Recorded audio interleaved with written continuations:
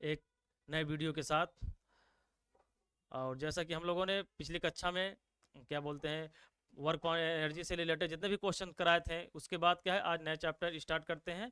ठीक है, और नए चैप्टर आज कराएंगे एक नए शुरुआत के साथ। आज हम लोग क्या है द्रव्य से संबंधित जो चैप्टर हैं उसको स्टार्ट करेंगे। तो उससे रिलेटेड जितने भी क्वेश्चंस हैं वो हम आपको बताएंगे कि प्रत्यास्था क्या है, प्रत्यास्था से रिलेटेड और सरफेस टेंशन से रिलेटेड जो भी क्वेश्चंस होंगे इसमें हम आपको पूरा कराएंगे। तो एक बार सभी लोग आ जाइए live. Rajendra Shrivastava ji good afternoon sir. RP motivation ji good afternoon. Kaal Bhairav ji Har Har Mahadev sir ji, Har Har Mahadev Kaal Bhairav जी। विनय पटेल जी हर हर महादेव। तो सभी लोग एक बार ज्वाइन कर लीजिए हमें जल्दी से, और जिससे कि हम लोग क्लास को एक सुचारू रूप से स्टार्ट करें और बढ़िया से स्टार्ट करते हैं। सभी लोग आ जाइए जल्दी से लाइव। ठीक है, जल्दी से सभी लोग लाइव आ जाइए।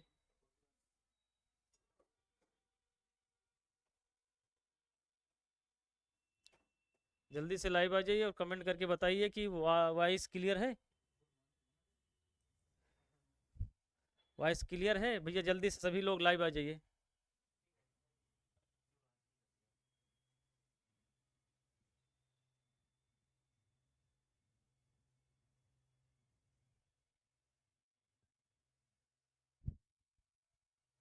आइए जल्दी सभी लोग लाइव। कितने लोग आए? सूरज साहू जी, अक्की जी, ओनली सक्सेस जी, बहुत शानदार।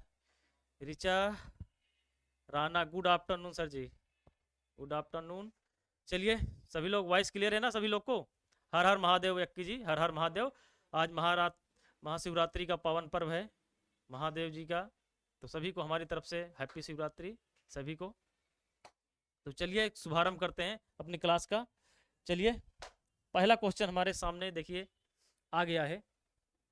पदार्थ के कणों के बीच आकर्षण बल किस कौन से पदार्थ है जिनमें आकर्षण बल क्या होता है सबसे अधिक होते हैं भैया बताइए। ऐसे कौन से पदार्थ है जिनमें आकर्षण बल क्या होता है सबसे अधिक होता है? तांबे की क्षण में होता है, कि अल्कोहल में होता है, कि वायु में होता है भैया, कि जल में होता है? आकर्षण बल कौन से पदार्थ में सबसे अधिक होता है? कमेंट करके आपको बताना है। जल्दी से कमेंट कीजिए कि आकर्षण बल भैया किसमें सबसे अधिक होता है? आकर्षण बल, आकर्षण बल बताइए जल्दी से। हम जानते हैं कि द्रव्य की टोटल कितनी तीन अवस्थाएं होती हैं, ठीक है, ठोस द्रव एवं गैस। तो कौन से पदार्थ में क्या है आकर्षण बल सबसे अधिक होता है, ये हमें यहाँ पे बताना है कि पदार्थ के कणों के बीच में आकर्षण बल सबसे अधिक किसमें होता है। कमेंट कीजिए और जल्दी से हमें आंसर कीजिए कि पदार्थ के कौन से इसमें है जिसमें आकर्षण बल सबसे अधिक होता है। कमेंट करके बताइए हमें जल्दी से।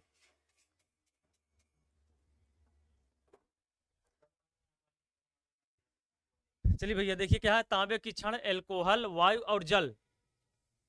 क्या क्या दिया गया है? तांबे की क्षण, तांबे की क्षण, एल्कोहल, वायु, जल। हमें पता है ओनली सक्सेस जी का आ गया ए भैया, बहुत शानदार। सूरज जी का ए आ गया। हम जानते हैं भैया कि तांबे की जो जो हमारे जो ठोस पदार्थ होते हैं उनमें क्या अंतर आणविक बल बहुत अधिक होता है, अर्थात उनमें आकर्षण बल क्या होता है उनके अणुओं के बीच बहुत अधिक होता है, ठीक है। उनमें आकर्षण बल, उनके जो अणुएं होते हैं अणुओं के बीच आकर्षण बल क्या होता है बहुत अधिक होता है। अर्थात ये जो एल्कोहल ये हमारा लिक्विड हो जाएगा, जो वायु भी हमारा ये इसमें ठोस क्या है तांबे की क्षण जो होती है इनमें क्या होगा आकर्षण बल क्या होगा सबसे अधिक होगा। विनय पटेल जी का है क्या ये? तो जो हमारा तांबे की जो क्षण है उनमें आकर्षण बल क्या होता है सबसे अधिक होता है, ठीक है। अर्थात ठोस पदार्थों के जो अणुओं के मध्य जो आकर्षण बल होता है वो सबसे अधिक होता है, ठीक है। इसका राइट आंसर क्या हो जाएगा? तांबे की क्षण। पदार्थ की हमारी द्रव्य की टोटल तीन अवस्थाएं ठोस द्रव एवं गैस होती है। पदार्थ में जो जो पदार्थ जो होते हैं जो ठोस होते हैं उनमें आकर्षण बल क्या होता है बहुत अधिक होता है, और जो द्रव होते हैं उनमें क्या आकर्षण बल क्या होता है ठोसों की अपेक्षा में थोड़ा कम होता है, हाँ। और गैस में तो बिल्कुल एकदम नहीं होता है। तो इसमें क्या होता है तांबे की जो क्षण होती है उनमें आकर्षण बल क्या होता है अधिक होता है, क्योंकि इनमें जो जो इनके अणु होते हैं वो बहुत सघन मात्रा में होते हैं, बहुत समीप समीप होते हैं, ठीक है। इसलिए इनपे इसका राइट आंसर क्या हो जाएगा? ये हो जाएगा पदार्थ की क्षण। चलिए क्लियर है यहाँ पे। अब आगे बढ़ते हैं हम। देखिए देखिए वायु की प्रकृति के अनुसार डैश है पदार्थ एक विशेष रंग के साथ चमकते हैं। ऐसा कौन सा पदार्थ है? इसमें ऐसा कौन सा पदार्थ है जो प्रकाश की प्रकृति के अनुसार एक विशेष रूप में क्या है चमकने लगते हैं? तरल होता है कि ठोस होता है कि अर्धठोस की प्लाज्मा? आप लोग कमेंट करके बताइए कि इसमें कौन सा आंसर होगा। वायु की प्रकृति के अनुसार ऐसा कौन सा पदार्थ है जो एक विशेष रंग के साथ क्या चमकने लगता है? भैया बताइए चलिए। कमेंट कीजिए जल्दी से, सभी लोग बताइए कि कौन सा पदार्थ है जो एक विशेष रंग के साथ क्या है चमकने लगता है। इसमें बताया गया है, हमें मालूम है द्रव्य की हमारी टोटल 3 अवस्थाएं होती है और चौथी हमारी क्या है, एक प्लाज्मा होती है। ठीक है, ये द्रव्य की चौथी अवस्था इसको माना गया है, प्लाज्मा को। ठीक है, प्लाज्मा को द्रव्य की चौथी अवस्था माना गया है। ओनली सक्सेस जी का 2 का डी, अक्की जी का डी आ गया। ठीक है,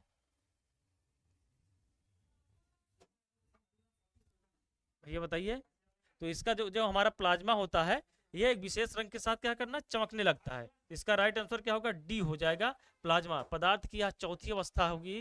विनय पटेल जी का 2 का बी आया है, बी नहीं होगा, ये प्लाज्मा होगा। पदार्थ की जो चौथी अवस्था होती है उसको प्लाज्मा बोलाता है, क्योंकि इनमें जो अंतर आणविक बल होता है, इनका जो ये क्या है, मुक्त आयन के रूप में पाए जाते हैं। ठीक है, मरियम जी का क्या आ गया, D, D will be the right answer. धन्यवाद मरियम जी।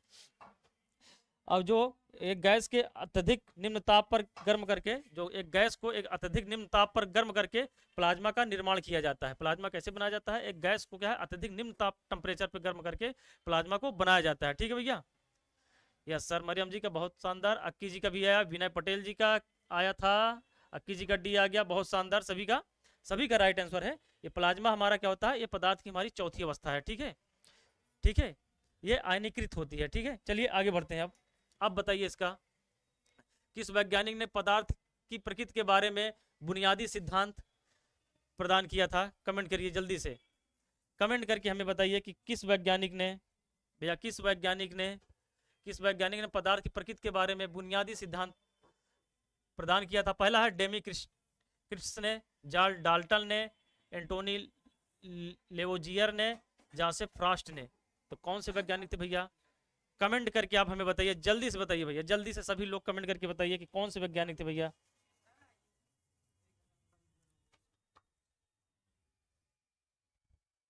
तो कमेंट कीजिए जल्दी से आप लोग, इसका राइट आंसर क्या होगा। अभी किसी का आया, ओनली सक्सेस जी का आ गया भैया 3 का बी। चलिए और लोग कमेंट करके बताइए। इन्होंने बताया जार्ल डाल्टन। चलिए भैया, जार्ल डाल्टन ने। किस वैज्ञानिक पदार्थ की प्रकृति के सिद्धांत का प्रतिपादन किसने किया, किसका आंसर आया है, डाल्टन। ओनली सक्सेस जी का आ गया भैया, विनय पटेल जी का आ गया, बहुत शानदार। धीरेन्द्र यादव जी का बी आ गया भैया, बहुत शानदार धीरेन्द्र यादव जी। ये हमारे क्या थे, जार्ल डाल्टन ने। इसका राइट आंसर क्या हो जाएगा, जार्ल डाल्टन। अब हमें एक चीज ये बताइए कि डेमी क्रिस्टस ने किस सिद्धांत का प्रतिपादन किया था। कमेंट करके बताइए कि डेमी क्रिस्टस ने किस सिद्धांत का प्रतिपादन किया था। इनका आप हमें बता दीजिए थोड़ा सा जल्दी से भैया। चलिए सभी लोग एक कमेंट करके बता दीजिए कि डेमी क्रिस्टस ने कौन से सिद्धांत का प्रतिपादन किया था। चलिए, बहुत शानदार मरियम जी, आपका सही आंसर है जार्ल डाल्टन। अब बता दीजिए हमें डेमी क्रिस्टस जो है उन्होंने किस सिद्धांत का प्रतिपादन किया था। कमेंट कीजिए जल्दी से, कमेंट करके बताइए डेमी क्रिस्ट ने किस सिद्धांत का प्रतिपादन किया था। डेमी क्रिस्ट ने हमें हमारे आणविक सिद्धांत का प्रतिपादन इन्होंने किया था। डेमी क्रिस्ट ने किसका प्रतिपादन किया था, आणविक सिद्धांत का। डेमी क्रिस्ट ने आणविक सिद्धांत का प्रतिपादन किया था भैया। ठीक है, आणविक सिद्धांत, ठीक है, आणविक सिद्धांत का इन्होंने प्रतिपादन किया था। ठीक है, आणविक सिद्धांत का प्रतिपादन किया था। जार्ल डाल्टन ने हमारे पदार्थ की प्रकृति का सिद्धांत का प्रतिपादन किया था। बहुत शानदार अक्की जी।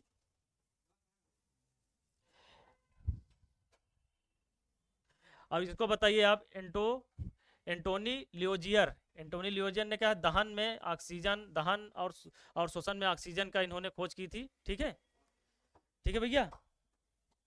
अब इन्होंने जोसेफ फ्रॉस्ट ने परमाणु का सिद्धांत का, परमाणु की खोज की थी इन्होंने। चलिए चलिए आगे बढ़ते हैं भैया। ठीक है, अब आते हैं, धातु का बिना तोड़े पीट कर पतली चादर बनाई जा सकती है। वे धातुएं कौन सी होती हैं, आपको कमेंट करके बताना। कमेंट कीजिए भैया जल्दी से, आप बताइए कि धातुओं को बिना तोड़े पीट कर पतली चादर बनाई जा सकती है। धातुएं होती हैं चालक, आघात वर्धनीता, तन्यता या तन्यता या तो चमकदार। कमेंट करिए जल्दी से, वह कौन सी धातुएं हैं, ये क्या हमें हमारी जो प्रॉपर्टीज हैं, ये हमारी धातुओं की क्या गुण हो। ऋचा जी good afternoon.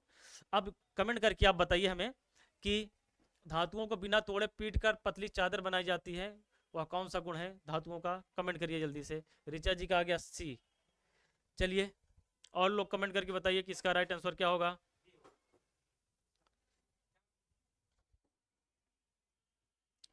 C will be the right answer, C. चलिए तन्यता बता रहे हैं सभी लोग, और लोग कमेंट कीजिए, और लोग भैया कमेंट करके बताइए। विनय पटेल जी का सी आ गया। ओनली सक्सेस जी का कितना है, बी आया है। आघात वर्धनीयता क्या होता है, ये देखिए इसका राइट आंसर क्या हो जाएगा, ये बी हो जाएगा। आघात वर्धनीयता, धातुओं को बिना तोड़े पीट कर पतली चादर बनाने की जो प्रक्रिया होती है उसे आघात वर्धनीयता बोलते हैं, आघात वर्धनीयता। ठीक है, ठीक है। और जो हमारा ये तन्यता होता है, ये धातुओं को खींचकर लंबा बनाया जाता है, जैसे तार तार बनाए जाते हैं ना, तो ये उसको तन्यता बोला जाता है। हाँ, ये धातुओं के हमारी क्या है, गुण होते हैं। ठीक है। और इसको चमकदार क्या होता है, धातुओं को घिस कर उनको चमकीला जो बनाने की प्रक्रिया है, इसको ये चमकदार बोला जाता है। ठीक है। इसका राइट आंसर का आघात वर्धनीयता होगा, आघात वर्धनीयता। धीरेन्द्र यादव जी का आ गया भैया बी, बहुत शानदार धीरेन्द्र यादव जी। ओनली सक्सेस जी का भी बी आया था। आघात वर्धनीयता होता है, अर्थात ये धातुओं का वह गुण होता है जिससे धातुओं को हथौड़े के द्वारा पीट कर, हथौड़े के द्वारा पीट कर उसको क्या है, मोटी चादर, मतलब उसको चादर के रूप में परिवर्तित किया जाता है। अर्थात हमारी जो सोना और जो चांदी होते हैं उनकी आघात वर्धनीयता सबसे अधिक होती है। ठीक है, सोना और चांदी की हमारी आघात वर्धनीयता सबसे अधिक होती है। सोना और चांदी की जो आघात वर्धनीयता सबसे अधिक होती है, क्योंकि सोने की 20,000 परत जो होती है वो 1 mm के बराबर होती है। ठीक है, सोने की जो 20,000 परत होती है, 20,000 परत 1 मिलीमीटर के बराबर होती है। ठीक है, अर्थात इसका राइट आंसर क्या होगा, आघात वर्धनीयता हो जाएगा। ठीक, ओके। चलिए ऋचा जी बोल दी हैं, ओके, आगे बढ़ते हैं। अब बताइए, स्ट्रेन गेज से बदला जाता है बल को विस्थापन में, कमेंट कीजिए। यांत्रिक विस्थापन को प्रतिरोध परिवर्तन में, या फिर वैद्युत धारा को यांत्रिक विस्थापन में, या तो ध्वनि ऊर्जा को विद्युत ऊर्जा में। कमेंट करिए जल्दी से, बताइए जल्दी से इसका क्या होगा। कमेंट करके आप लोग बताइए कि इसका राइट आंसर क्या होगा।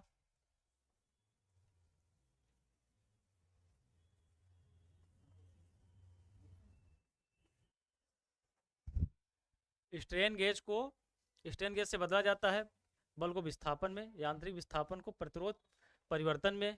तो इसका ओनली सक्सेस जी का आ गया भैया बी, और लोग कमेंट कीजिए।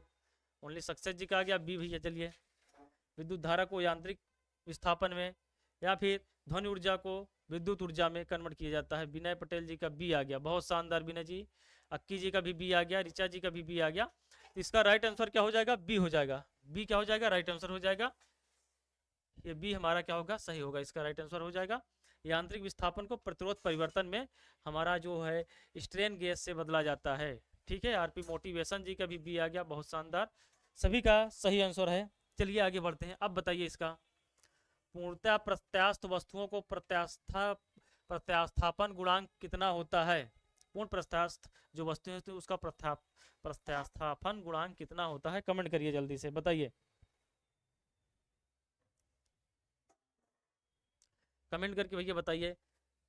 पूर्ण प्रत्यास्था क्या होता है, किसी पदार्थ का वह गुण होता है जिस पर कोई बाह्य बल आरोपित करने के बाद अगर उस बाह्य बल को हम हटा लेते हैं तो वस्तु अपनी क्या पूर्वावस्था में आ जाती हैं, तो उसका क्या बोलते हैं, प्रत्यास्था बोलते हैं।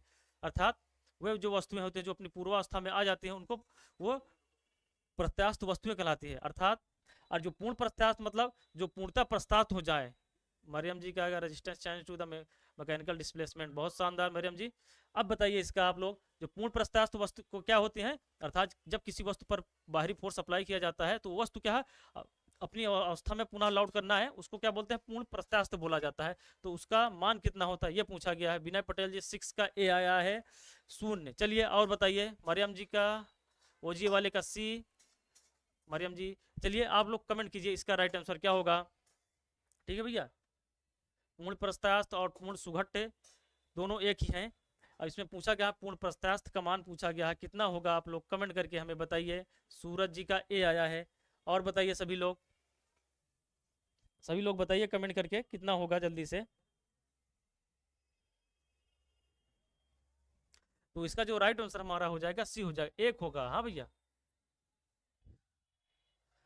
प्रत्यास्थापन गुणांक जो होगा इसका एक हो जाएगा, तो इसका राइट आंसर क्या हो जाएगा, सी हो जाएगा, सी।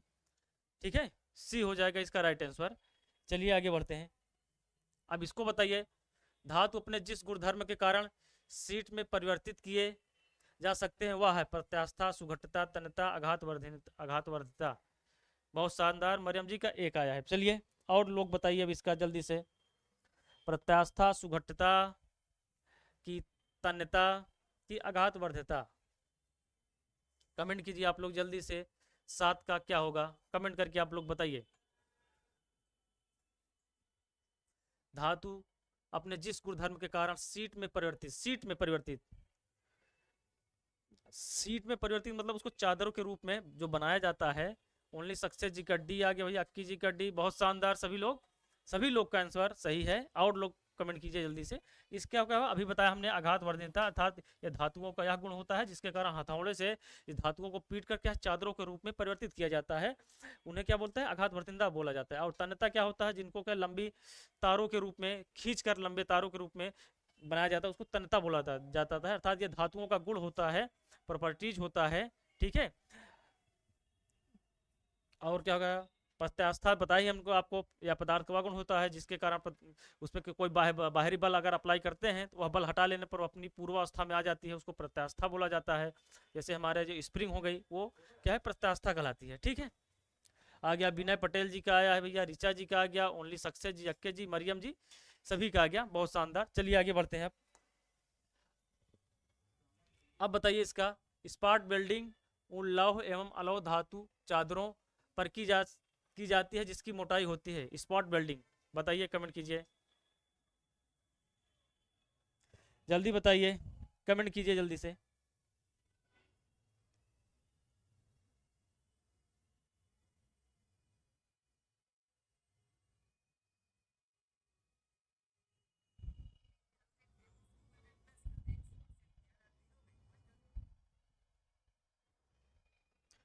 कमेंट कीजिए आप लोग, बताइए। स्पॉट वेल्डिंग उन लौह एवं अलौह धातु चादरों पर की जाती है जिसकी मोटाई कितनी होगी, 10 mm होती है कि 20 mm की, 30 mm की, 50 mm। कमेंट कीजिए, कमेंट कीजिए भैया। ओनली सक्सेस जी का ए आ गया, ओजी वाले का भैया ए आया है।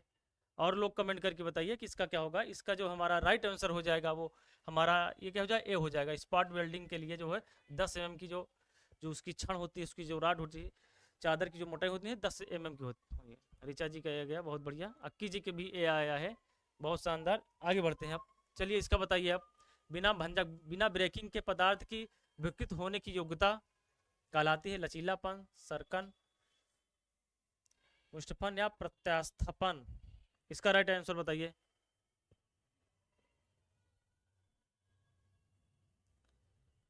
बताइए भैया जल्दी से क्या होगा, इसको सुघट्टपन।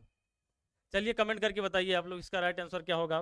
बिना भंजन, बिना ब्रेकिंग, बिना तोड़े, बिना टूटे पदार्थ के विकृत होने की योग्यता, अर्थात ये भी पदार्थ का एक गुण होता है जो उसको बिना तोड़े मड़ोड़े, बिना टूटे, उसके विकृति, उसके रूप में क्या हो, विरूपण हो जाए, तो इसका यह क्या कहलाता है, प्रत्यास्थापन कहलाता है, सर्कन या लचीलापन। इसका राइट आंसर आप लोग कमेंट कीजिए जल्दी से।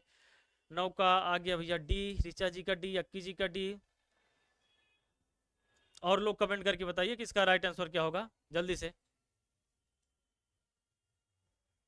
तो इसका राइट आंसर हमारा क्या हो जाएगा, डी हो जाएगा। इसका राइट आंसर क्या हो जाएगा, डी हो जाएगा। ठीक है, इसका राइट आंसर क्या हो जाएगा, डी हो जाएगा, बहुत बढ़िया। चलिए अब बताइए, एक पूर्ण रूपेण प्रत्यास्थ टक्कर में रेखीय समय गतिज ऊर्जा दोनों संरक्षित रहती है। और बताइए, केवल समय संरक्षित रहती है, केवल गतिज ऊर्जा संरक्षित रहती है, या फिर इनमें से कोई भी संरक्षित नहीं रहता। आप लोग कमेंट करिए इसका राइट आंसर क्या होगा, कमेंट करके बताइए जल्दी से, कमेंट कीजिए भैया जल्दी से। ये बताइए, एक पूर्ण रूपेण प्रत्यास्थ टक्कर में रेखीय संवेग एवं गतिज ऊर्जा दोनों संरक्षित रहती है, कि केवल संवेग संरक्षित रहता है, केवल गतिज ऊर्जा संरक्षित रहती है, या फिर इनमें से कोई संरक्षित नहीं रहता। बताइए आप जल्दी से। पूर्ण रूपेण प्रत्यास्थ टक्कर में, अर्थात ऐसा टक्कर जिसमें क्या वस्तुएं अपनी पूर्वावस्था में लौटकर न आए, उस अवस्था में बताइए उसमें केवल संवेग, रेखीय संवेग एवं गतिज ऊर्जा दोनों संरक्षित रहती है। कौन सा इसका राइट आंसर होगा? ओजी वाले का 10 का ए आ गया भैया, बहुत शानदार ओजी वाले। ओनली सक्सेस जी का भी ये आया है। तो इसका राइट आंसर क्या हो जाएगा? बिना पटेल जी का ए आ गया भैया। इसका राइट आंसर हमारा क्या हो जाएगा? ए हो जाएगा। अर्थात वे वस्तुएं जो पूर्ण रूपेण प्रस्थास्थ हैं, अर्थात जिस पर बाहरी बल लगाने से वे वस्तुएं क्या अपनी पुनः अवस्था में नहीं आ पा रही हैं, तो उसके लिए क्या होगा? उसमें रेखीय संवेग एवं गतिज ऊर्जा दोनों संरक्षित रहती है। इसका राइट आंसर हमारा क्या हो जाएगा? ए हो जाएगा। ठीक है, इसका राइट आंसर क्या हो जाएगा? ए हो जाएगा। बहुत शानदार मरियम जी। चलिए आगे बढ़ते हैं। अब इसका बताइए आप लोग, संपीडक प्रतिबल से आयतनी तनाव का अनुपात इनमें से किसे कहा जाता है?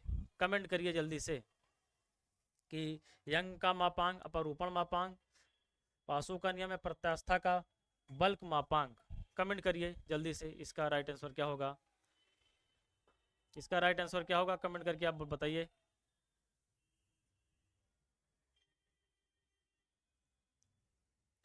इसका राइट आंसर कमेंट करके बताइए कि क्या होगा भैया। कि संपीड़न प्रतिबल, प्रतिबल क्या होता है? एकांक क्षेत्रफल पे लगने वाले बल को हम क्या बोलते हैं? प्रतिबल बोलते हैं। प्रतिबल बल बटा क्षेत्रफल होता है। तो उसका गुणांक हमें बताना है कि प्रतिबल, संपीड़न प्रतिबल एवं आयतनी तनाव का जो अनुपात होता है वो किसके बराबर होता है? ऋचा जी का आ गया डी, बहुत शानदार। इसका प्रत्यास्था बल्क मापांक के बराबर होता है। प्रत्यास्था जो बल्क मापांक बराबर क्या होता है? संपीडक प्रतिबल बटे हो जाएगा आयतनी तनाव। ठीक है, इसका राइट आंसर, इसका राइट आंसर क्या होगा? प्रत्यास्था का बल्क मापांक हो जाएगा। विनय पटेल जी का 11 का डी आ गया, बहुत बढ़िया विनय पटेल जी। चलिए आगे बढ़ते हैं हम लोग। अब इसका बताइए आप लोग क्या होगा? सुनम्यता के परे तनाव में वृद्धि के साथ प्रतिबल में वृद्धि की घटना को इनमें से क्या कहा जाता है? कमेंट करिए आप लोग जल्दी से, इसका राइट आंसर क्या होगा? कमेंट करके बताइए। कि प्लास्टिक हिंज रचना, तनाव दृढ़ीकरण, या तनाव कम करना, या सुनम्यता। कमेंट कीजिए भैया आप लोग, 12 का कीजिए, कमेंट कीजिए इसका राइट आंसर क्या होगा? कि प्लास्टिक हिंज रचना, तनाव दृढ़ीकरण, या तनाव कम करना, या सुनम्यता। इसका राइट आंसर क्या होगा 12 का? कमेंट कीजिए जल्दी से।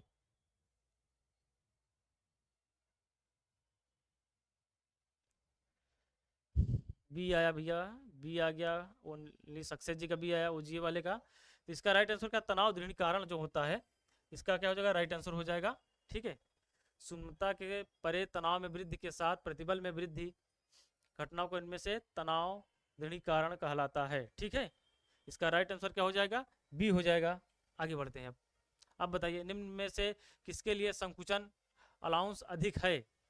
ढलवा लोहा में, कि पीतल में, कि सीसा में, कि एल्युमिनियम मिश्र धातु में? कमेंट कीजिए भैया जल्दी से।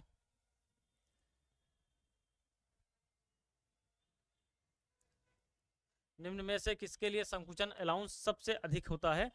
कमेंट कीजिए। ढलवा लोहा में, कि पीतल में, कि सीसा में, कि एल्युमिनियम, एल्युमिनियम मिश्र धातु में? कमेंट कीजिए जल्दी से आप लोग, इसका राइट आंसर क्या होगा?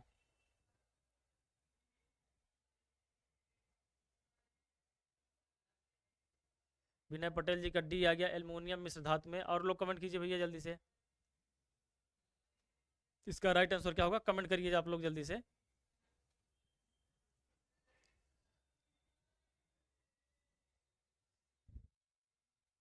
इसका राइट आंसर क्या हो जाएगा? देखा, निम्न में से किसके लिए संकुचन अलाउंस जो होता है सबसे अधिक, इसमें ये सीसा में होता है। ठीक है, इसका राइट आंसर हमारा क्या हो जाएगा? सी हो जाएगा। ठीक है, सीसा। अक्की जी का आ गया सी, बहुत बढ़िया अक्की जी। ठीक है, इसका क्या हो जाएगा? सी हो जाएगा। आगे बढ़ते हैं। अब बताइए इसका, यदि एक पदार्थ अपरूपण प्रतिबल का प्रतिरोध प्रत्यास्थ विकृति से करता है तो वह पदार्थ तरल है, द्रव है, ठोस है, गैस है? कमेंट कीजिए, इसका राइट आंसर क्या होगा? कमेंट कीजिए। यदि एक पदार्थ अपरूपण प्रतिबल का प्रतिरोध प्रत्यास्थ विकृत से करता है तो वह पदार्थ है तरल है, द्रव है, कि ठोस है, कि गैस है?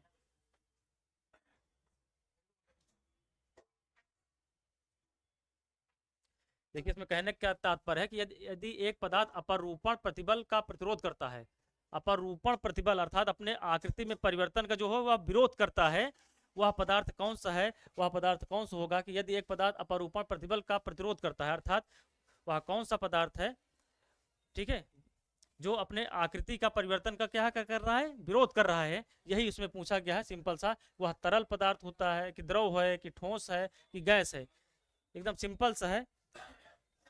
कमेंट कीजिए। अक्की जी का सी आया है, उजी वाले सी, ऋचा जी का सी, अर्थात ठोस होता है। ठोस वे वस्तुएं होती है जो अपने आकार में परिवर्तन का क्या करती हैं, विरोध करती हैं, ठीक है। इसका राइट आंसर क्या हो जाएगा, सी हो जाएगा ठोस। इसका राइट आंसर क्या हो जाएगा, सी हो जाएगा। सी इज द राइट आंसर, ठीक है। चलिए आगे बढ़ते हैं। अब इसका आप लोग कमेंट करके बताइए कि इसका राइट आंसर क्या होगा। कि कुछ सामग्रियों द्वारा दर्शाया गया कि व्यवहार जिसके आधार पर प्लास्टिक तनन में विकास के साथ अपरूपण तनाव लगातार कम होता है तो को इनमें से क्या कहा जाता है। सुनम्य कहा जाता है, तनाव कम करने की क्रिया कहा जाता है, तनाव बढ़ाने की क्रिया कहा जाए, या प्लास्टिसिटी कहा जाता है। कमेंट कीजिए, कमेंट कीजिए इसका राइट आंसर क्या होगा। कुछ सामग्रियों द्वारा दर्शाया गया व्यवहार जिसके आधार पर प्लास्टिक तनन में विकास के साथ अपरूपण तनाव लगातार कम होता है को इनमें से क्या कहा जाता है। किसी का भैया आया आंसर, कमेंट कीजिए आप लोग, इसका क्या होगा। बी आ गया भैया। चलिए तो इसका राइट आंसर क्या होगा, तनाव कम करने की क्रिया कहलाता है, ठीक है। तनाव कम करने की जो क्रिया होती है, ठीक है। इसका राइट आंसर क्या हो जाएगा, बी हो जाएगा इसका राइट आंसर।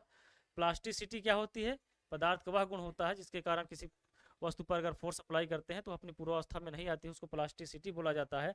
अर्थात जैसे जो गीली मिट्टी होती है उस पर अगर बाहरी बल लगा देते हैं तो वह अपनी पूर्वावस्था में नहीं आ पाता है, वह उसका आकृति का विरूपण हो जाता है, ठीक है। बी। चलिए आगे बताइए अब इसका। एक कमानीदार तुला में जब कोई बल लगाया जाता है तो कौन सा हिस्सा खिंचता है, रबर बैंड, प्रत्यास्थ धागा, कुंडलित स्प्रिंग, या नायलॉन बैंड। अब कमेंट कीजिए इसका आप लोग बताइए कि जब एक कमानीदार तुला में जब कोई बल लगाया जाता है तो कौन सा हिस्सा खिंचता है। कमेंट कीजिए भैया इसका राइट आंसर क्या होगा।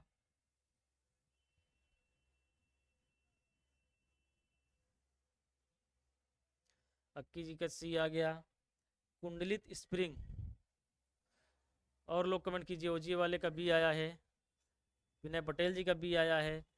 जो कमानीदार तुला होता है, कमानीदार इसको स्प्रिंग भी बोला जाता है, जो कि 4 व्हीलर गाड़ी में या जो इसमें लोडेड जो गाड़ियां होती है उसमें कमानी लगी होती है, उसके लिए पूछा गया है। तुला में कोई बल लगाया जाता है तो कौन सा हिस्सा खिंचता है। सबसे पहले क्या है, कुंडलित जो स्प्रिंग होती है उसमें वो उस पर फोर्स अप्लाई होता है, ठीक है। इसका राइट आंसर क्या हो जाएगा, सी हो जाएगा, कुंडलित स्प्रिंग सी हो जाएगा, ठीक है भैया। सी ओनली सक्सेस जी, सी, बहुत शानदार। इसका राइट आंसर क्या हो जाएगा, सी हो जाएगा, ठीक है। चलिए आगे बढ़ते हैं। अब बताइए इसका। स्पर्श रेखी बल लगाने के कारण प्रति इकाई क्षेत्र में उत्पन्न प्रत्यानयन बल के रूप में जाना जाता है। कमेंट करिए जल्दी से। स्पर्श रेखी बल लगाने के कारण प्रति इकाई क्षेत्र में उत्पन्न प्रत्यानयन बल को जाना जाता है तनन प्रतिबल के रूप में, कि संपीड़न प्रतिबल, की कर्तन प्रतिबल, की अभिलंब प्रतिबल। आरपी मोटिवेशन जी का आ गया सी, कर्तन प्रतिबल। विनय पटेल जी का भी आ गया सी। चलिए और लोग कमेंट करके बताइए इसका राइट आंसर क्या होगा।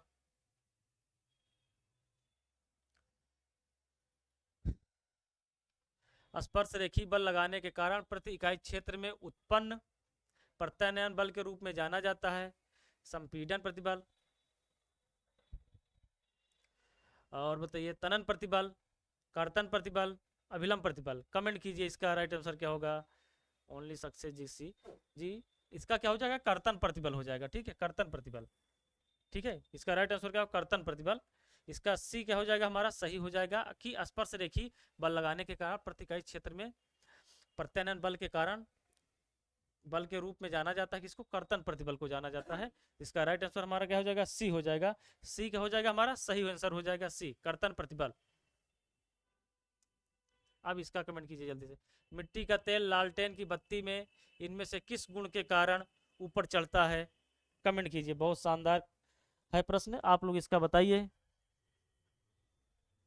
कि गुरुत्वाकर्षण के स्क्वात विसरण की परासरण, कमेंट कीजिए भैया जल्दी से। गुरुत्वाकर्षण होगा भैया कि केस्क्वात होगा कि विसरण होगा कि परासरण होगा? अक्की जी का आ गया बी, बहुत शानदार। कि मिट्टी का तेल लालटेन की बत्ती में इनमें से किस गुण के कारण ऊपर चलता है? वो हमारा केस्क्वात के कारण। केस्क्वात क्या है? केस्क्वात के कारण क्या है? ऊपर चढ़ता है। ठीक है। केस्क्वात जब केस नली को किसी द्रव में डुबोया जाता है, जब केस नली को क्या है किसी द्रव में डुबोते हैं, तो द्रव क्या है ऊपर या नीचे, द्रव का ऊपर चढ़ना या नीचे जो चढ़ना के जो गुण है उसको क्या बोलते हैं? केस्क्वात बोला जाता है। ठीक है। जब केस नली को हम क्या है पारे में डुबोते हैं तो वह द्रव क्या हो जाता है, उसमें केस नली के नीचे चढ़ जाता है। ठीक है। तो इसका क्या हो जाएगा? केस्क्वात कहलाता है। ठीक है। ये क्या हो जाएगा? केस्क्वात कहलाता है। ये हमारा मिट्टी का जो तेल है, जो दिया हम लोग जलाते हैं, वो केस्क्वात के कारण ही उसमें क्या है, उसमें जो तेल होता है वो ऊपर की तरफ चढ़ता है, जिससे हमारा दिया लगातार लगातार क्या है जलता रहता है। ठीक है। इसका राइट आंसर क्या हो जाएगा? केस्क्वात हो जाएगा। ठीक है। और हमारे जो किसान भाई लोग होते हैं वो क्या करते हैं? अपने खेत को जुतवा क्यों देते हैं? क्योंकि उनमें जो केस नलियाँ बनी होती हैं, जिसके कारण हमारी जो नमी खेत की हो जाती है, क्या हो जाती है, वो वाष्पित हो जाती है और खेत हमारा क्या हो जाता है? सूख जाता है जल्दी। इसलिए हमें क्या खेत को जुतवा कर हेंगवा दिया जाता है ना। ठीक है। वो केस्क्वात के कारण ही, उसमें भी केस्क्वात की घटना वर्क करती है। तो इसका क्या हो जाएगा? बी हो जाएगा, केस्क्वात। चलिए आगे बढ़ते हैं। अब बताइए, जल का गिरता हुआ बूंद किस गुणधर्म के कारण गोलाकार हो जाता है? जो जल की जो बूंदें होती हैं वो गोलाकार क्यों होती हैं? ये बहुत बार क्वेश्चन पूछा जाता है। अनुज गुप्ता जी का बी आ गया, बहुत शानदार भैया। अब इसका आप लोग बताइए कि जो जल का गिरता हुआ बूंद किस गुण धर्म के कारण गोलाकार हो जाता है? जल की जो बूंदें गिरती हैं वो गोलाकार आकार क्यों ग्रहण कर लेती हैं? वो आपको हमें बताना है। कि जल का पृष्ठीतनन, जल का संपीडनशीलता, जल की केशवत्व के कारण, जल की श्यानता। अब बताइए प्रतिभा पटेल जी, गुड आफ्टरनून। अनुज गुप्ता जी, बहुत शानदार। अनुज गुप्ता जी का आ गया जल का पृष्ठीतनन। और लोग कमेंट कीजिए इसका राइट आंसर क्या होगा? कि जल की जो बूंदें होती हैं वो गोलाकार रूप धारण क्यों कर लेती हैं, वो बताइए भैया, पूछा गया है। यह विनय पटेल जी का भी ए आ गया, बहुत शानदार। प्रतिभा पटेल जी का भी ए आ रहा है, बहुत बढ़िया। तो जो जल की जो बूंदें होती हैं वो पृष्ठीय तनन के कारण अर्थात पृष्ठ तनाव के कारण क्या होती हैं? वो गोलाकार रूप धारण कर लेती हैं। ठीक है। ठीक है। तो इसका राइट आंसर क्या हो जाएगा? ए हो जाएगा। ठीक है। और जल की केशकात कभी हमने आपको बताया ही कि इससे क्या है, यह जल क्या है ऊपर चढ़ जाता है। ये केशकात क्या है? श्यानता क्या होता है? श्यानता क्या है? द्रव के मार्ग में क्या है, एक विरोध का काम करता है, प्रतिरोधक का काम करता है। श्यानता द्रव के विभिन्न परतों के मध्य लगने वाला जो जो जो द्रव के विभिन्न परतों के मध्य क्या लगता है, द्रव की विभिन्न परतों के मध्य क्या लगता है, ये बल लगता है एक प्रकार का, जो द्रव की विभिन्न परतों को उनके गति में विरोध का काम करता है। ये हमारा श्यान बल होता है, श्यानता जिसे बोला जाता है। ठीक है। द्रव की विभिन्न परतों के मध्य लगने वाला बल जो होता है, जो उनकी गति का क्या करता है, विरोध करता है। ठीक है। और अधिक जो गहरा जल होता है वो शांत क्यों होता है? ये श्यानता के कारण ही होता है। ठीक है। यस सर मरियम जी, बहुत शानदार। आगे बढ़ते हैं भैया, चलिए अब इसको बता दीजिए आप, एक तरल पदार्थ का प्रवाह निर्भर किस पे करता है? चलिए, एक तरल पदार्थ का प्रवाह किस पे निर्भर करता है? केवल तरल पदार्थ की गति पर, केवल ट्यूब के व्यास पर, कि रोनाल्ड नंबर पर, कि पृष्ठीय खुरदरेपन पर? कमेंट कीजिए जल्दी से, आप लोग बताइए इसका।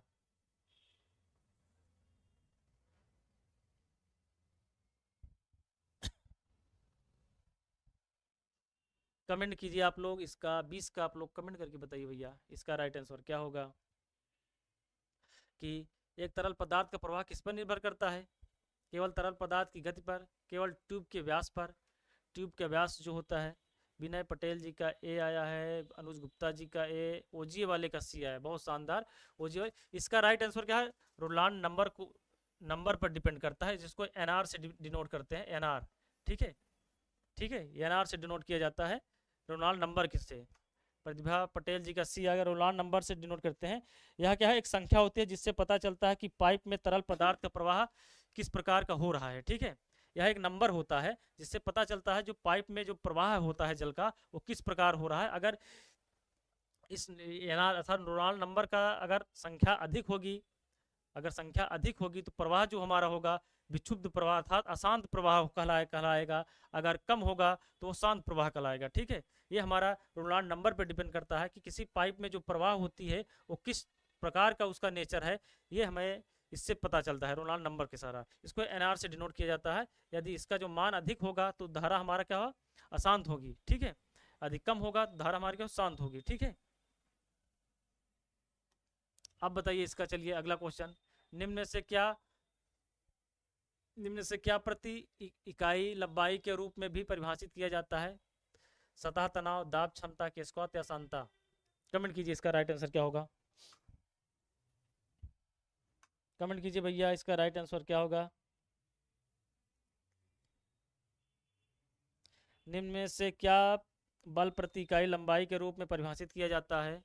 कमेंट कीजिए, ओनली सक्सेस जी का ए, सतह तनाव। चलिए और लोग कमेंट कीजिए भैया। ओजी वाले का भी ए आ गया, बहुत बढ़िया ओजी वाले जी। इसका राइट आंसर क्या हो जाएगा हमारा, सतह तनाव हो जाएगा, सतह तनाव। ठीक है, निम्न से क्या प्रति इकाई लंबाई के रूप में परिभाषित की जाती है, उसको बोलते हैं सतह तनाव। ठीक है, चलिए आगे बढ़ते हैं। अब बताइए समानता पृष्ठ तनाव क्या होता है? पृष्ठ तनाव के बारे में पूछा गया है, विनय पटेल जी, बहुत शानदार। अब बताइए समानता पृष्ठ तनाव संकट में तापमान होने तक तापमान में अप्रभावित रहता है, तापमान से अप्रभावित रहता है, तापमान वृद्धि होने पर बढ़ता है, तापमान वृद्धि होने पर घटता है। कमेंट कीजिए, इसका राइट आंसर क्या होगा।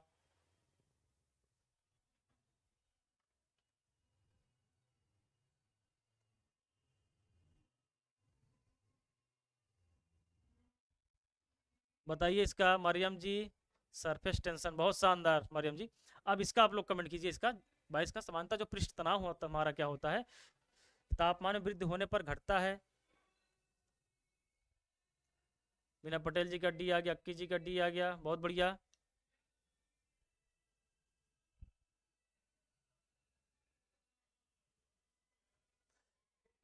कमेंट कीजिए इसका जल्दी से, तापमान में वृद्धि होने पर घटता है। इसका राइट आंसर क्या हो जाएगा, 22 का D, when the temperature increase. बहुत शानदार मरियम जी। अब इसका आप लोग कमेंट कीजिए, देखिए टेम्परेचर में वृद्धि होने पर घटता है। ठीक है, इसका राइट आंसर क्या हो जाएगा, पृष्ठ तनाव जो हमारा होता है, सरफेस टेंशन जो होता है, अगर उसका टेम्परेचर अगर बढ़ा देंगे तो उसका पृष्ठ तनाव क्या हो जाएगा, घटने लगेगा। ठीक है, इसका राइट आंसर क्या हो जाएगा, डी हो जाएगा, तापमान में वृद्धि होने पर घटता है। पृष्ठ तनाव जो होता है तापमान के वृद्धि होने पर उसका पृष्ठ तनाव क्या होता है, घटने लगता है। अर्थात पृष्ठ तनाव क्या होता है, एक काल्पनिक रेखा होती है द्रव पे जो खींची जाती है, उसके एकांक लंबाई पे लगने वाला जो बल होता है उसको क्या बोलते हैं, सरफेस टेंशन बोला जाता है। टी बराबर एफ अपान एल होता है। ठीक है, टी बराबर एफ अपान एल होता है सरफेस टेंशन, टी बराबर एफ अपान एल। ठीक है ना, ठीक है, 22 का डी, बहुत शानदार। चलिए आगे बढ़ते हैं। अब इसका बताइए पृष्ठ तनाव ज्ञात करने का सूत्र, अभी हमने आपको बता ही दिया। अब बताइए पृष्ठ तनाव को ज्ञात करने का सूत्र क्या है, कमेंट करिए भैया, पृष्ठ तनाव ज्ञात करने का सूत्र।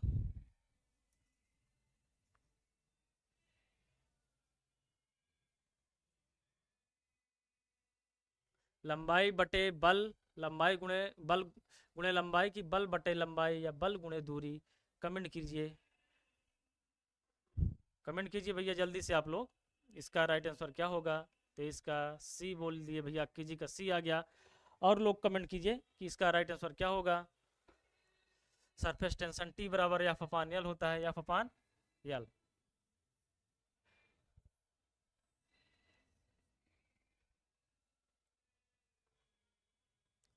इसका किसका हो जाएगा, सी हो जाएगा इसका राइट आंसर, विनय पटेल जी का सी, बहुत शानदार। इसका बल बटे लंबाई जो होता है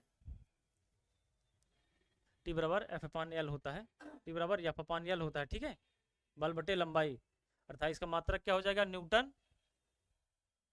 न्यूटन प्रति मीटर।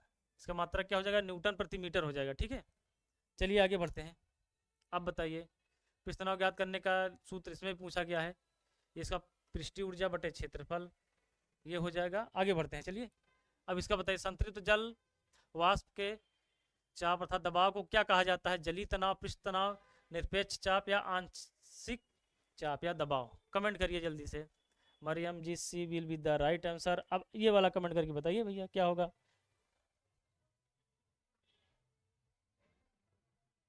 कमेंट करिए भैया जल्दी से कि संतृप्त जल वाष्प के चाप अर्थात दबाव को क्या कहा जाता है। जलीय तनाव, पृष्ठ तनाव, निरपेक्ष चाप या आंशिक चाप या दबाव। कमेंट करिए। अक्की जी का डी आ गया, बहुत शानदार अक्की जी। और लोग कमेंट करके बताइए किसका राइट आंसर क्या होगा जल्दी से।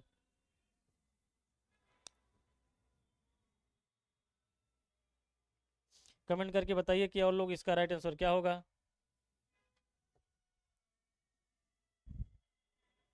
डी।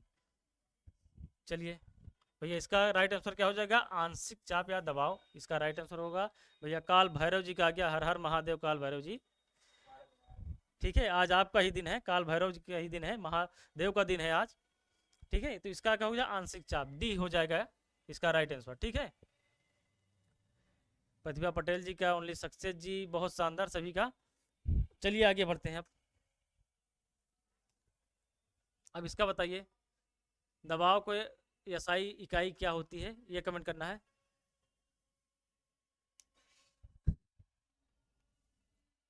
दबाव की एसआई इकाई बताइए कमेंट करके। इसका राइट आंसर कमेंट कीजिए जल्दी से। हम जानते हैं दाब बराबर क्या होता है, बल बटे क्षेत्रफल होता है। आप लोग उसी से आप सॉल्व करके बताइए। प्रति वर्ग सेंटीमीटर न्यूटन, न्यूटन वर्ग मीटर या न्यूटन प्रति वर्ग मीटर या न्यूटन वर्ग सेंटीमीटर। चलिए बताइए।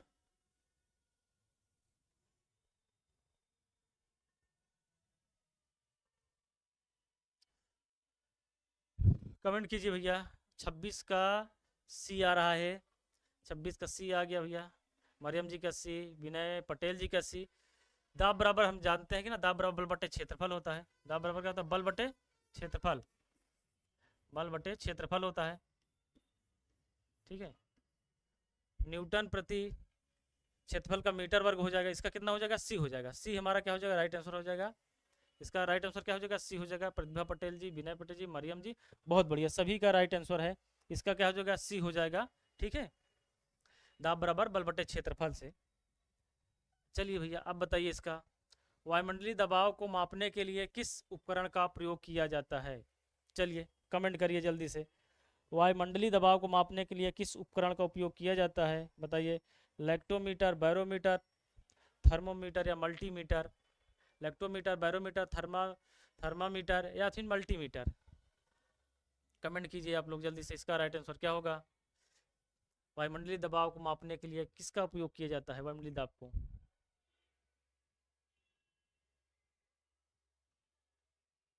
27 कभी आ गया, बैरोमीटर।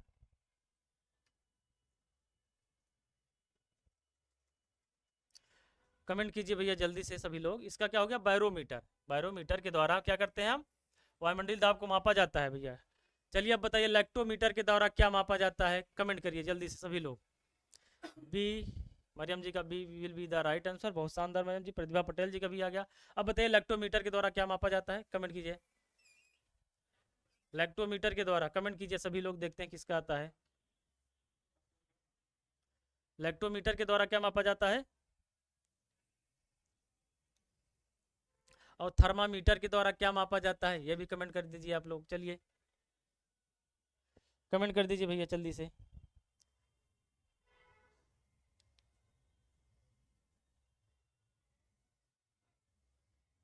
लैक्टोमीटर के द्वारा क्या मापा जाता है, लैक्टो, कमेंट कीजिए। और थर्मामीटर के द्वारा भी क्या मापा जाता है, कमेंट कीजिए।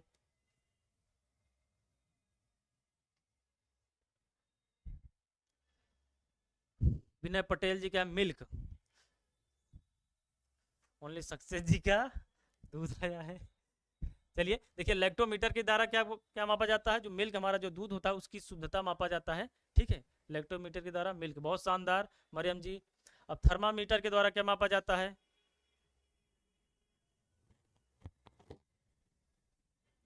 टेम्परेचर, बहुत शानदार। थर्मामीटर का टेम्परेचर मापा जाता है अर्थात वह अच्छा एक क्वेश्चन और बताइए, वह कौन सा टेम्परेचर है जिसपे फ़ारेनहाइट और सेल्सियस पैमाना दोनों का टेम्परेचर क्या होता है, बराबर होता है। कमेंट करिए जल्दी से।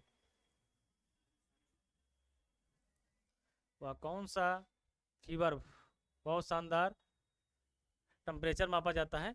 अब चलिए एक ये भी बता दीजिए कि फ़ारेनहाइट और जो सेल्सियस पैमाना है दोनों का मान किस यूनिट पर सेम होता है? कमेंट कीजिए जल्दी से। टेम्परेचर मरियम जी का बहुत शानदार, और कमेंट कीजिए आप लोग। दोनों का मान सेम होता है। अक्की जी क्या आ गया? -40°।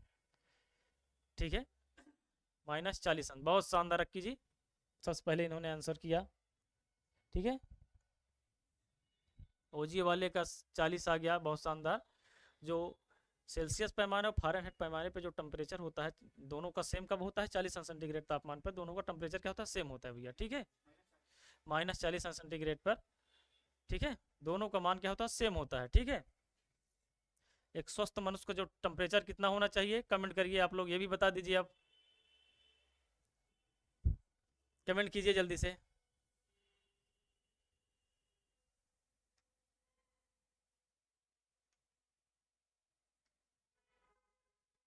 एक स्वस्थ मनुष्य जो टेम्परेचर होता है 37°। ठीक है, 37°। और फ़ारेनहाइट पे 98.4 फ़ारेनहाइट। ठीक है, अगर इससे ज़्यादा अगर आपका टेम्परेचर हो गया तो आपको फीवर हो जाता है। ठीक है, ठीक है भैया, चलिए आगे बढ़ते हैं अब हम। अब बताइए, किसी वस्तु के तरल पदार्थ पर रखे जाने से उत्पन्न ऊर्ध्वगामी दबाव को क्या कहा जाता है? चलिए, 37°, 98.4 फ़ारेनहाइट। बहुत शानदार रखी जी।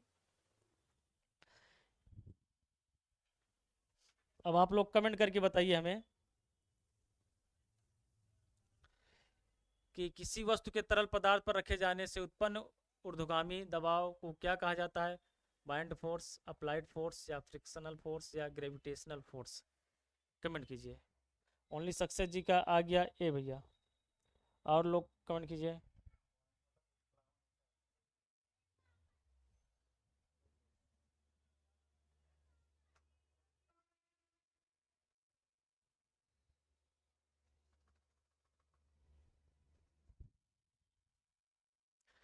अक्की जी का ए, ओनली सक्सेस जी का है। ठीक है भैया, ये बाइंड फोर्स अर्थात उत्प्लावन जो उसको बोला नहीं जाता, उत्प्लावन, ये हमारा हो जाएगा बाइंड फोर्स, उत्प्लावन।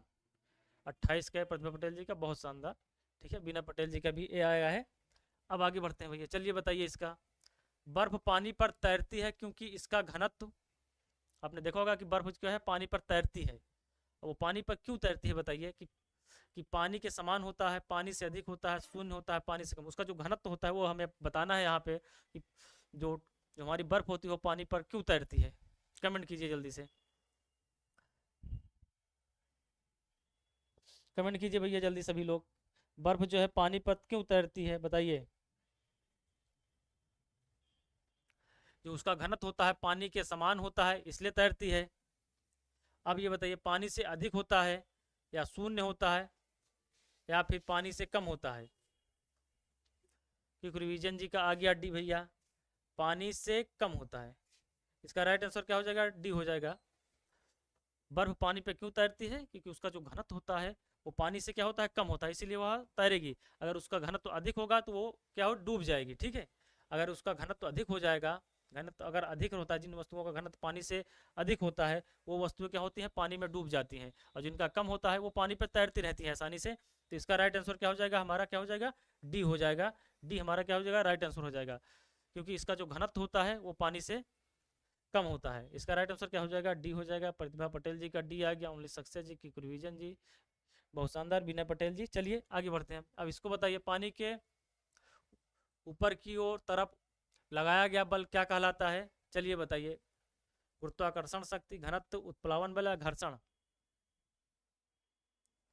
बहुत शानदार मरियम जी, इज लेस देन वाटर, बहुत बढ़िया। Density is the less than water. Comment कीजिए आप लोग जल्दी से।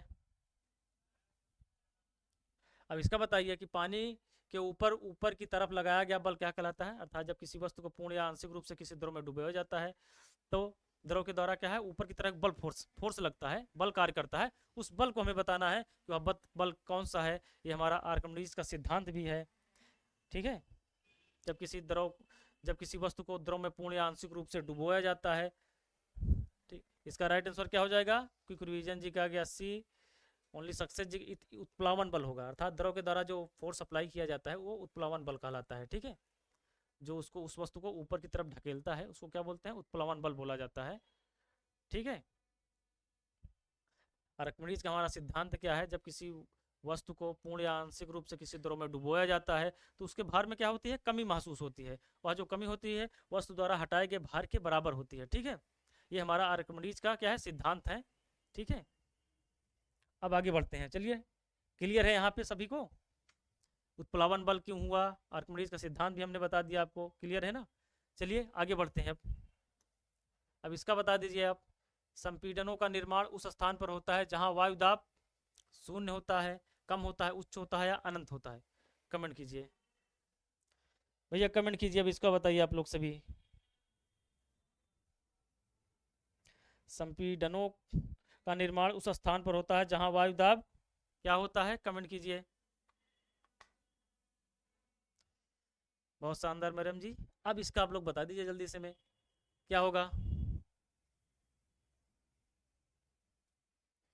31 का सी आ गया ओनली सक्सेस जी का, बहुत बढ़िया। और लोग कमेंट करके बता दीजिए हमें। संपीड़नों का निर्माण उस स्थान पर, बताइए जल्दी से। सी सी सी, प्रतिभा पटेल जी का सी, क्विक रिवीजन सी। जी भैया, इसका क्या होगा? उच्च हो जाएगा। इसका राइट आंसर क्या हो जाएगा? सी हो जाएगा। सी हमारा क्या होगा? राइट आंसर हो जाएगा। आगे बढ़ते हैं। अब बताइए इसका। चलिए, घनत्व निम्न से किसका अनुपात है? घनत्व बराबर क्या होता है? बताइए अब जल्दी से। घनत्व बराबर क्या होता है? घनत्व पूछा गया है ना, बताइए।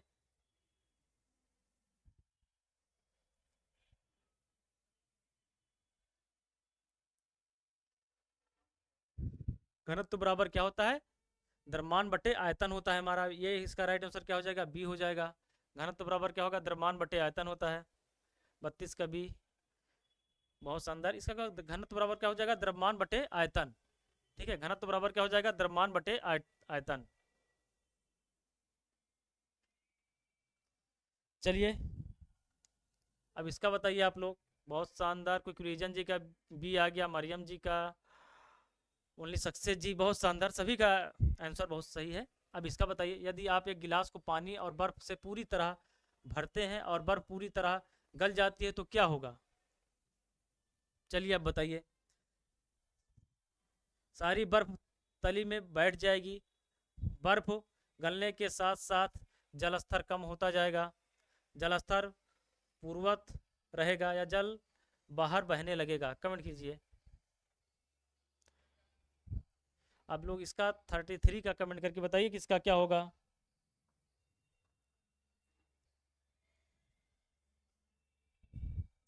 कमेंट करिए भैया, इसका क्या होगा एक बार सभी लोग।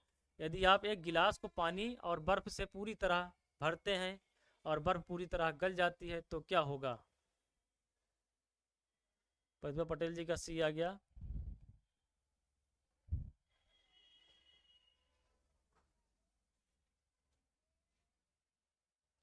इसका क्या हो जाएगा? बताइए। जल क्या पूर्वत रहेगा। ठीक है, इसका राइट आंसर क्या हो जाएगा? सी हो जाएगा। सी हमारा इसका राइट आंसर हो जाएगा। जल क्या, उसका जो जल स्तर है वो उसकी स्थिति पूर्वत रहेगी। ठीक है, इसका राइट आंसर क्या हो जाएगा? सी हो जाएगा। ठीक है, चलिए भैया, अब टाइम भी हो चुका है। हम अपने क्लास को अब एंड करना चाहेंगे, एंड करते हैं यहीं पे। तो एक बार फिर सभी को महाशिवरात्रि की बहुत बहुत शुभकामनाएं। ठीक है, महादेव आप सब पर कृपा बनाए रखें। ठीक है भैया, चलिए। तो आज की क्लास हम अपनी यहीं पे एंड करते हैं। सभी को धन्यवाद। जय हिंद, जय भारत।